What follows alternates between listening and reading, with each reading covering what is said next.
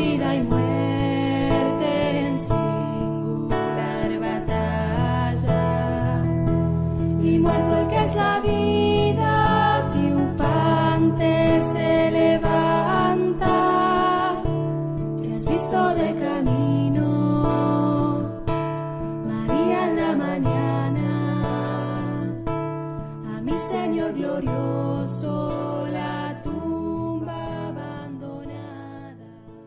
Hola hermanos, el día de hoy 30 de abril del 2025, se nos terminó el mes de abril. Bueno, gracias al Señor, llegamos al final de este mes. Mañana comenzaremos el mes de mayo, que la tradición dice que es el mes de la Virgen. Ya se los he comentado en varias ocasiones, ¿no? Litúrgicamente realmente es la última semana del Adviento, ¿no? Eso es del 17, más bien de diciembre sería propiamente lo más mariano del año, ¿no? Pero bueno, igual, en octubre es el mes del Rosario. De hecho, hoy vamos a hablar del santo que tiene que ver con la institución de la fiesta del Santo Rosario y el día que corresponde precisamente, porque tiene que ver con lo que este santo promovió. Pero hablamos de eso más adelante. Algunos me han preguntado porque, bueno, ya ven que en estos días, aparte de estar haciendo el novenario en sufragio del alma del Papa Francisco, ya hoy es quinto día de ese novenario, entonces algunos me han preguntado, padre, usted habló de congregaciones generales, así se le llaman las reuniones de los cardenales antes de ingresar en el cónclave. En las congregaciones generales, en estas reuniones, por eso son generales, están todos los cardenales, incluso los no electores, es decir, los que no van a participar porque no entran al cónclave porque tienen más de 80 años. Entonces ellos también están en las congregaciones generales y se les permite, lógicamente, expresarse, manifestar alguna cosa, y es importante también escucharlos porque ellos han vivido la experiencia de la iglesia. Algunos de ellos han servido en diferentes dicasterios, en las diferentes estructuras pues, de la curia romana. Es importante escucharlos, ¿no? Y eso es necesario. Entonces, eso es las congregaciones generales. Ahorita están en eso, ahora están en eso, y lo que necesitamos es acompañarles con nuestra oración. Mucha oración. Mucha oración. Yo sé lo que les estoy diciendo. Mucha oración, por favor. Bueno, vamos, hablemos entonces del santo de hoy. San Pío V. Vamos, por favor. San Pío V. Yo les decía bromeando en algún momento, piensen en el solo hecho de que nosotros seguimos viendo al Papa que utiliza una sotana blanca y el que no se quitó su hábito, porque él era dominico, y el hábito de los dominicos es el blanco, es precisamente el santo del día de hoy. Entonces, hablemos de Antonio Michele Ghisleri, ¿ok? Porque así es como se llamaba, 17 de enero de 1504, así fue el día que nació, pues, y nace en una zona al norte de Italia, en lo que sería, se llama Bosco Marengo, se llama hoy en día, no es en Alessandria y en el Piamonte, en esa región, pues cerca de Turín, vamos. A los 14 años ingresa en la Orden de los Dominicos. Su papá, don Paolo, su mamá se llamaba Domenica Ugheri. Y bueno, y cuando entra en los dominicos, entonces se cambia el nombre de Antonio, se pone Michele, se pone Miguel.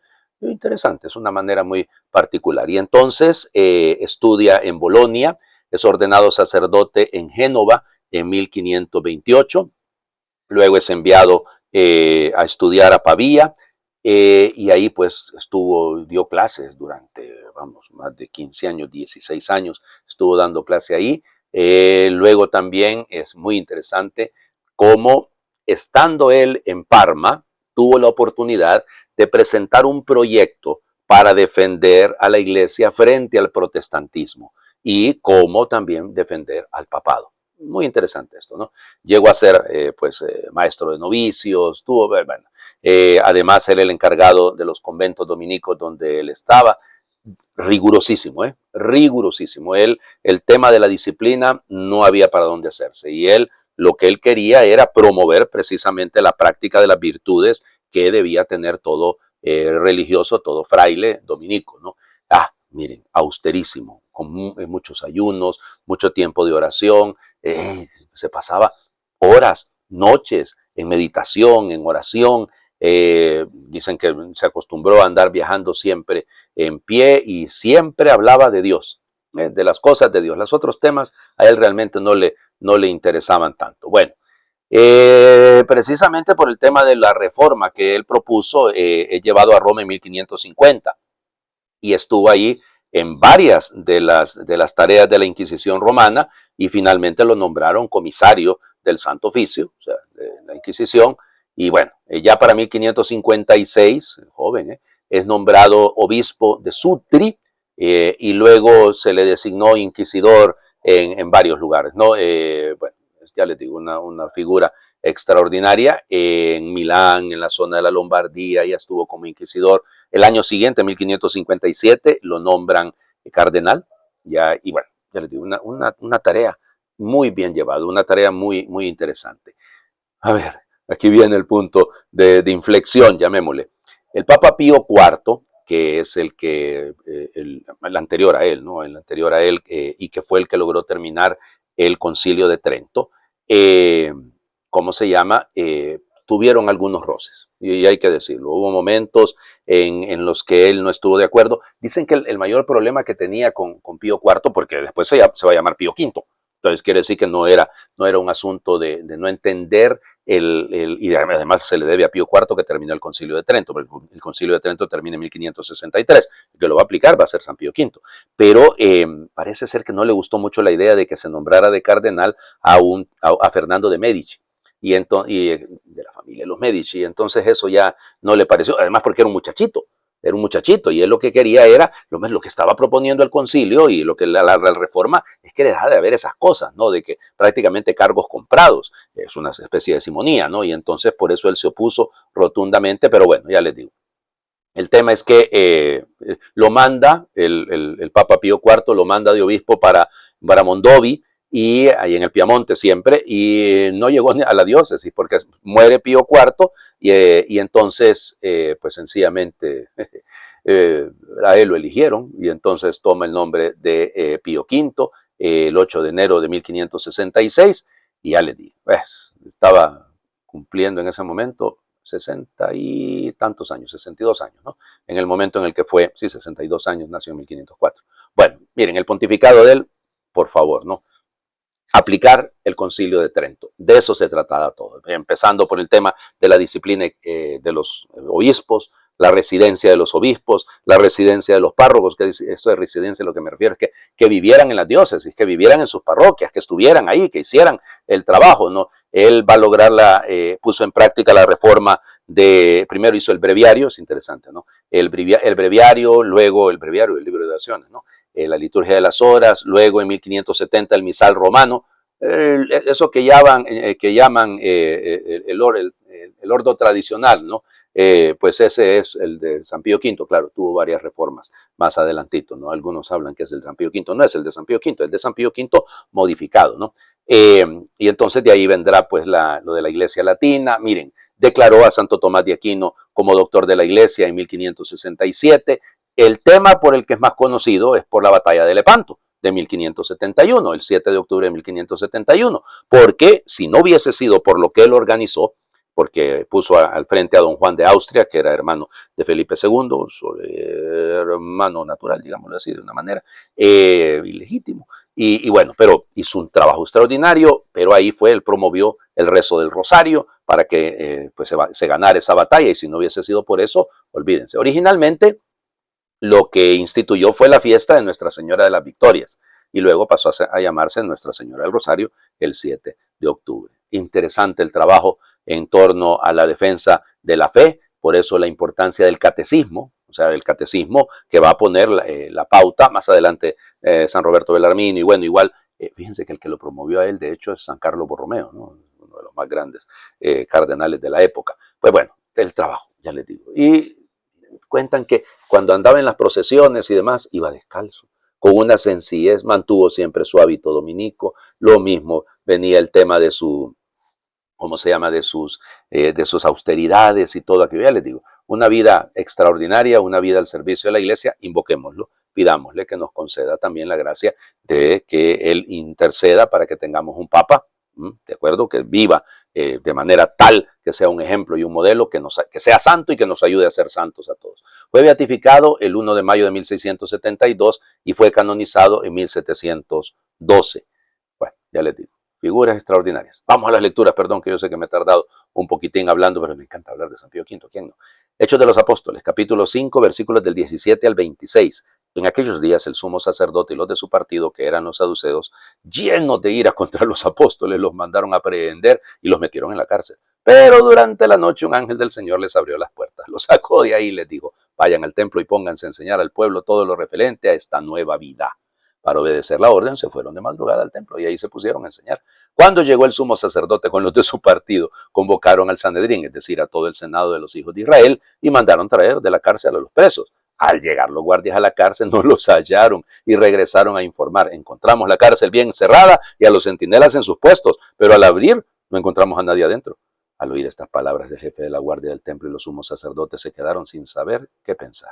Pero en ese momento llegó uno y les dijo: los hombres que habían metido en la cárcel están en el templo enseñando al pueblo. Entonces el jefe de la guardia con sus hombres trajo a los apóstoles, pero sin violencia, porque temían ser apedreados por el pueblo. Palabra de Dios. Te alabamos, Señor. Bueno, los milagros, ¿no? Los gestos bellos de parte de Dios acompañando el actuar de los apóstoles. Sí, vuelven a meterlos a la cárcel. Primero no los habían metido a la cárcel. Recuerden que solamente los habían amedrentado, los habían tenido ahí un ratito. Yo les decía de lo propiamente cárcel no era. Ahí los tuvieron, que hablábamos, ¿no? que se habían también metido en esa mazmorra o en ese pozo al paralítico, ¿no? Porque no sabemos, pareciera como que estuviera también, lo metieron a él en ese pozo. Ya les decía, cárcel en el mundo hebreo en ese momento no era como que lo más apropiado. Era un lugar donde los echaban ahí, pero no era una cárcel en el rigor de la palabra, ¿no? Ellos no tenían derecho a tenerlas, los romanos sí las tenían. Bueno, y entonces, pues ya ven ustedes, el ángel del Señor que los libera y los manda a hablar de, ¿cómo es la cosa? A enseñar todo lo referente a esta nueva vida. Interesante, ¿no? Eso es lo que cuesta a veces que entendamos. Claro, la importancia de la doctrina, claro, la importancia del conocimiento teológico, claro, de la transmisión correcta, sin manipulaciones de lo que hemos recibido. El dato revelado no lo podemos cambiar. El Papa Francisco quería cambiar, ¿cuál? No puede, punto, no podía. Es decir, él no podía cambiar la doctrina de la iglesia, no la podía cambiar.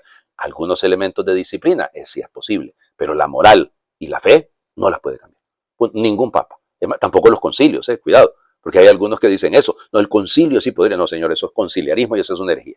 No, tampoco un concilio. Ningún papa puede cambiar la doctrina de la iglesia, porque es la doctrina de la iglesia. Si no, se produce un cisma, ¿no? Bueno, entonces fíjense el punto.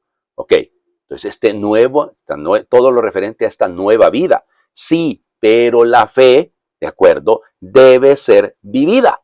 O sea, más allá de, aquí no había habido concilios, no había habido ninguna determinaciones, van poco a poco. En el capítulo siguiente, por ejemplo, capítulo 6 nos va a contar cómo se llega a la creación del diaconado. Muy bien, eso sí, eso está bien, pero lo que importa en la iglesia es vivir lo que creemos, vivir como creyentes, vivir demostrando lo que creemos. Y eso se demuestra, claro, no debe haber un desequilibrio entre la verdad y la vida.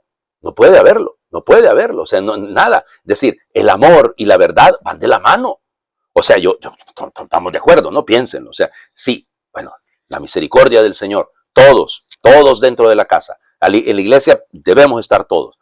Sí, claro, pero ese estar todos y el no andar condenando no significa que estamos de acuerdo con el género de vida que llevan y entonces que sigan en lo mismo. No, a la adúltera se le dijo claramente: yo tampoco te condeno, vete, pero no peques más. Es decir, hay que ayudarle al hermano a que salga de su pecado, a que salga, y por eso que busque la misericordia de Dios, pero no es un asunto automático, ¿no? Es un asunto de conciencia del propio pecado. Esa es la nueva forma de vida. Claro, se quedaron desconcertados porque no hallaban qué hacer. Bueno, interesante, ¿no? Por encima de todo. Ay, Señor Jesucristo, porque hablé tanto de San Pío V, pero aquí entramos en el problemón. Juan, capítulo 3, versículos del 16 al 21. Tanto amó Dios al mundo que le entregó a su Hijo único para que todo el que cree en Él no perezca, sino que tenga vida eterna. Porque Dios no envió a su Hijo para condenar al mundo, sino para que el mundo se salvara por Él. El que cree en Él no será condenado, pero el que no cree ya está condenado por no haber creído en el Hijo único de Dios. La causa de la condenación es esta: habiendo venido la luz al mundo, los hombres prefirieron las tinieblas a la luz, porque sus obras eran malas. Todo aquel que hace el mal aborrece la luz y no se acerca a ella, para que sus obras no se descubran. En cambio, el que obre el bien conforme a la verdad, se acerca a la luz, para que se vea que sus obras están hechas según Dios. Palabra del Señor. Gloria a ti, Señor Jesús. Pues hombre, ¿por dónde le empezamos? Acuérdense que este es uno de los textos que más tinta ha hecho correr en la historia, la teología de los hermanos separados, perdónenme, pero a ratos no es una teología correcta, no es la manera como leyeron este texto los padres de la iglesia, es decir, hay que decir las cosas como son. Y entonces empezamos. Aquí el verbo clave es el verbo agapeo, ¿no? Es el verbo agapao, es el amor, ¿no? Es el amor, pero el amor consagrado. Distinto, lo vamos a escuchar muy bien el próximo domingo con Simón, hijo de Juan, me amas más que esto, sí Señor, tú sabes que te quiero. Bueno, ahí habrá un desbalance, ¿no? El querer no es lo mismo que el amar, ¿ok? Hay una canción de la cantante mexicano Don José José, que ya murió, que esperemos que goce de la presencia del Señor, que amar y querer no es igual, y es cierto, no es lo mismo. Entonces aquí está acá, el agapeo, es el verbo agapesen, se dice, es decir, tanto amó Dios al mundo, es un amor libre, voluntario, es un amor entregado, es un amor consagrado. Ese tanto amó Dios al mundo implica la intensidad, la gratuidad, la totalidad del amor. O sea, eso es lo que ha hecho Dios. Lo que Dios ha hecho es amar, y amar al cosmos. El griego dice cosmos, es decir, no es únicamente a la humanidad, es a todo lo creado, ¿ya? Claro, evidentemente abarca al ser humano, a la humanidad, que se ha separado de Dios, pero lógico, pienso en la Laudato Si del Papa Francisco, ¿no? Las consecuencias de que el hombre, habiendo sido amado por Dios, olvida que la creación es parte de, es el marco, el escenario en el que Dios manifiesta su amor, ¿no? Luego, su hijo unigénito, ¿no? Ese huión monogene, esa es la idea de decir, claro, es una relación única, es una relación extraordinariamente, no hay otra relación como esa. La encarnación del verbo de Dios da eso. Para que el que cree, acuérdense que en el Evangelio de Juan no aparece la pistis, la fe, sino que aparece el verbo pisteuón o pisteo, es que lo que implica es eso, es una fe, cuidado, ¿no? Porque aquí, para que todo el que crea, pero no es que es una fe terminada, no es una fe acabada, es una fe continuada, es una fe que es una fe, llamémosle activa, es una manera de vivir, eso volvemos a lo de antes, ¿no? Es una manera de decirle sí, con una confianza total en Dios, pero también con ¿cómo les diría? Implicando toda la persona, ¿no? El sentimiento, la moral, todo. Y entonces, para que no se pierda, o sea, Dios envió al mundo a su Hijo para que el mundo no se pierda. El verbo aquí sería apoleteo, apoletai, se dice para que no perezca, para que no se muera, porque en el fondo lo que se está evitando es el zoon aionión, es decir, la pérdida total, es la pérdida definitiva. Eso no es lo que quiere Dios. Dios lo que quiere es que nos salvemos. Ya lo que quiere darnos la son, es el soen aionión, es decir, la vida eterna. Es decir, ganarnos la vida eterna, que no nos perdamos esa vida eterna. Perdón, que puede sonar confuso, pero es decir, el no perderlo es el apoletai, lo que es lo que no nos debemos perder, de esta vida eterna, porque eso es lo que quiere Dios. Y por eso hay que entender que Dios, el verbo encarnado, Jesús, no ha venido a juzgar, no ha venido a hacer una crisis, juzgar, un crino, un juzgar, no, no es un juicio, ¿no? Sino que lo que él anda buscando es que entendamos que en el fondo somos nosotros solitos los que nos metemos en ese berenjenal, ¿no? Si cuando yo rechazo a Dios, yo solito me condeno, Dios no me condena, ¿ya? Y por eso hay que, ¿cómo les diría? Superar la escotia, scotos, la oscuridad y vivir en fos, en la luz, ¿ya? Bueno, pues todo lo que tenemos que hacer es vivir en la luz, es caminar en la luz, ¿ya? Es vivir en aquello que es alecinos, la aletheia, ¿no? La verdad. Vivir en la verdad. Eso es vivir en la luz. Y eso es nosotros lo que necesitamos para salvarnos, es superar la mentira. Y no la mentira entendida solamente como la negación de la verdad, es la actitud de una vida que se opone a la verdad. Porque algunos nunca dicen mentiras, pero tampoco dicen verdades. Hay que vivir en la verdad. Les invito a hacer oración. Espíritu Santo, que siempre has preparado el camino al sucesor de Pedro, ayúdanos en este tiempo de gracia a orar con fervor y a acoger con el amor a quien el Señor nos quiera dar. Como Iglesia Universal, unidos en oración, queremos a un hombre que tenga el espíritu del Evangelio, que imitando a Jesús, buen pastor, siga sirviendo a tu pueblo. Espíritu Santo, nuestro eterno Consolador, te pedimos especialmente que derrames tu gracia, tu luz y tu amor sobre todos los cardenales que han de elegir al nuevo sucesor en estos tiempos de dolor. Que el nuevo Papa nos presida en la unidad y en la caridad, sirva con ardor y gran celo por las almas con vigilante dedicación pastoral. Unidos espiritualmente con María, Madre de la Iglesia, colocamos bajo su maternal amparo el camino eclesial de quien guiará a la comunidad cristiana desde un nuevo pontificado. Amén. Tenemos que empezar a pedir ya, ¿no? Desde antes, pero tenemos que pedir mucho, mucho, mucho, mucho, mucho por el nuevo Papa, que ya, es que quise hacer esta oración porque ya el próximo miércoles, exactamente en una semana, comienza el cónclave. Así que bueno, vamos pidiendo.